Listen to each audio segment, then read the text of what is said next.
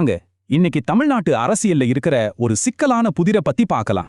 சரி வாங்க விஷயத்துக்குள்ள போலாம். இங்க சில முக்கிய அரசியல் தலைவர்கள் சம்பந்தப்பட்ட ஒரு சுவாரஸ்யமான சூழல் இருக்கு.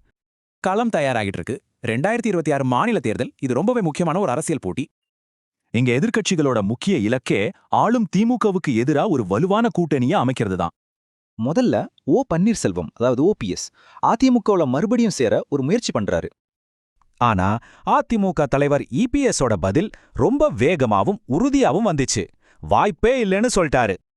அதுக்கு சொன்ன காரணம் ரொம்ப சிம்பிள். ஓபிஎஸ் ஏற்கனவே கட்சியோட பொதுக்குழுவால் நீக்கப்பட்டுட்டாரு. சோ ஓபிஎஸை பொறுத்த வரைக்கும் அதிமுகவோட கதவு அவருக்கு நிரந்தரமா மூடப்பட்டுருச்சு. சரி, இப்ப இன்னொருத்தர பார்க்கலாம்.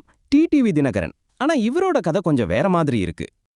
அவரு அதிமுகல சேர முயற்சி பண்ணல. அதுக்கு பதிலா தேசிய ஜனநாயக கூட்டணியில அதாவது என்டிஏல சேர்ந்துட்டாரு. இந்த தடவை இபிஎஸோட ரியாக்ஷன் ரொம்பவே வித்தியாசமா இருந்துச்சு. எல்லாரும் ஒன்னா சேரணும்னு ஒரு அழைப்பு விடுத்தாரு. இதனால தினகரன் எதிர்க்கட்சி முகாமுக்குள்ள ஒரு பார்ட்னரா வரவேற்கப்பட்டார். இங்கதான் ஒரு முக்கியமான கேள்வி வருது. ஏன் ஒருத்தருக்கு நோ, இன்னொருத்தருக்கு எஸ்? இதுக்கு பின்னாடி என்ன ஸ்ட்ராட்டஜி இருக்கு?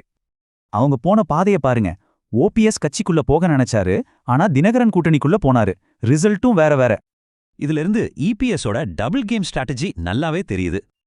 அந்த ஸ்ட்ராட்டஜி இதுதான். வெளியில திமுக எதிர்ப்பு சக்திகளை ஒன்னு சேர்க்கணும்.